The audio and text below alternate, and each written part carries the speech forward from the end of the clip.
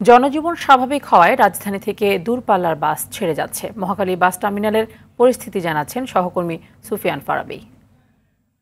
তা নিয়ে আমরা এই মুহূর্তে রয়েছি রাজধানীর গুরুত্বপূর্ণ bus terminal Mohakhali bus terminal আমরা রয়েছি। এখন ঘড়ির কাঁটায় বাজে 9টা 20। আমরা এসে দেখতে পেয়েছি যে গণপরিবহনের পাশাপাশি কিন্তু এখন দূরপাল্লার যানবাহনগুলো কিন্তু চলাচল শুরু করেছে।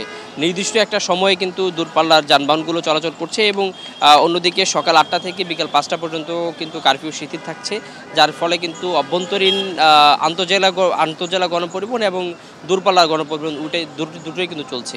তবে এর মধ্যে গুরুত্বপূর্ণ তথ্য হচ্ছে আমরা সকাল থেকে এখানে অবস্থান করছি, আমরা দেখেছি, আমরা যাত্রীদের সঙ্গে কথা বলেছি এবং আমরা যারা বাসের হেল্পার এবং কন্ট্রাক্টর এবং ড্রাইভার রয়েছে তাদের সঙ্গে কথা বলেছি।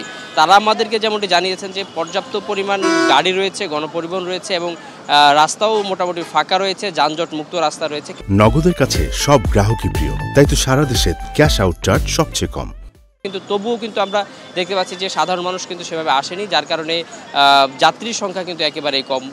তাদের যাত্রীদের একাধিক যাত্রীর সঙ্গে আমরা কথা বলেছি, তারা যেমনটি বলছিলেন যে আসলে নিরাপত্তার একটা ঝুঁকি হাতে নিয়েই কিন্তু তারা ঘর থেকে বের হয়েছেন।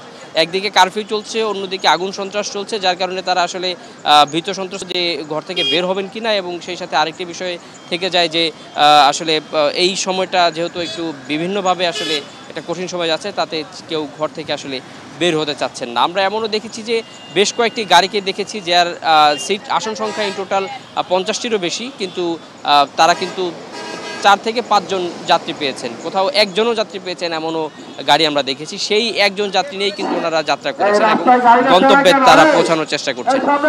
রাজধানীর মহাখালীর বাস টার্মিনালের চিত্রটা এখন দেখা গেলে এইভাবে বলতে হয় যে পর্যাপ্ত যানবাহন রয়েছে, পর্যাপ্ত সকল ব্যবস্থা রয়েছে, কিন্তু আসলে যাত্রীরা এখনো বের হয়নি। নগদের কাছে সব গ্রাহকই প্রিয়, তাই তো সারা দেশে ক্যাশ আউট চার্জ সবচেয়ে কম। ঢাকার ভিতরে আন্তজেলা পরিবহনগুলো, লোকাল বাসগুলো স্বাভাবিকভাবে চলছে, ব্যক্তিগত গাড়ি স্বাভাবিকভাবে চলছে এবং মোটরসাইকেল, সিএনজি, রিক্সা সব কিছু স্বাভাবিক চলছে। এমনকি দোকানপাট, ব্যবসা বাণিজ্য, মার্কেট সব কিছুই স্বাভাবিক রয়েছে। তবে কিন্তু আমরা দেখতে পাচ্ছি যে ঢাকার বাইরে যেসব গাড়িগুলো যাওয়ার চিন্তা করছে দূরপাল্লার, সেগুলোতে কিন্তু যাত্রীর অভাবে কিন্তু তারা যাত্রী সংকটে ভুগছে এবং হয়তো অনেক ড্রাইভাররা কিন্তু আসলে গন্তব্যে পৌঁছার ক্ষেত্রে ইচ্ছাধীন না, তারা চাচ্ছেন না আসলে গন্তব্য করতে। তাই রাজধানীর মহাখালীর কেন্দ্রীয় বাস টার্মিনাল থেকে আমার কাছে ছিল এই সর্বশেষ তথ্য। মহাখালী বাস টার্মিনাল থেকে জানাচ্ছিলেন সহকর্মী সুফিয়ান ফারাবী।